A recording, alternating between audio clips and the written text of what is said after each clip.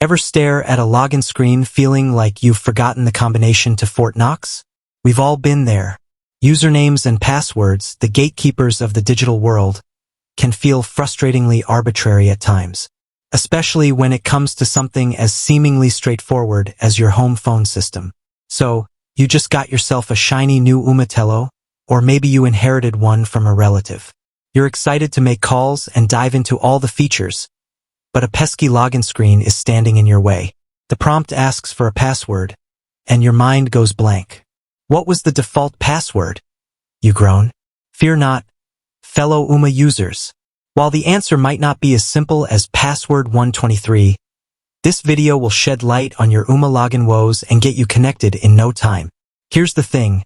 Ooma devices, unlike some routers or modems, don't come with a default password preset. That's actually a good thing. It means your device is more secure out of the box. Think of it like a brand new car.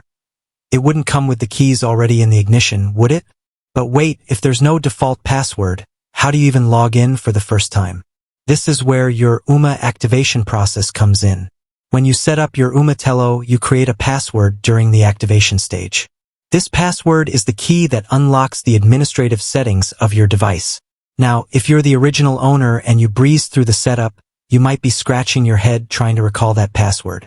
Don't worry, there are ways to regain access. Here are your options. Option 1. Digging through the past. Sometimes the answer lies hidden in plain sight. Did you jot down the password on a sticky note or save it in a password manager?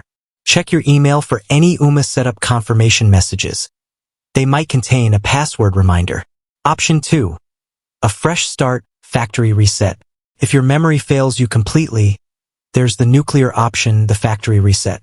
This will erase all your Ooma device's settings, including the password you can't remember. The upside? It puts you back at square one, allowing you to go through the activation process again and create a new password you won't forget. Important note, before resorting to a factory reset, make sure you have a backup of your important Ooma settings, like call forwarding rules or voicemail greetings. Ooma itself doesn't offer a backup function, so you might have to take notes or screenshots beforehand. Option 3. Contact Ooma support. If all else fails, the friendly folks at Ooma support are there to help. While they can't retrieve your lost password for security reasons, they can guide you through the factory reset process and answer any questions you have about setting up your Ooma again. Securing your Ooma login.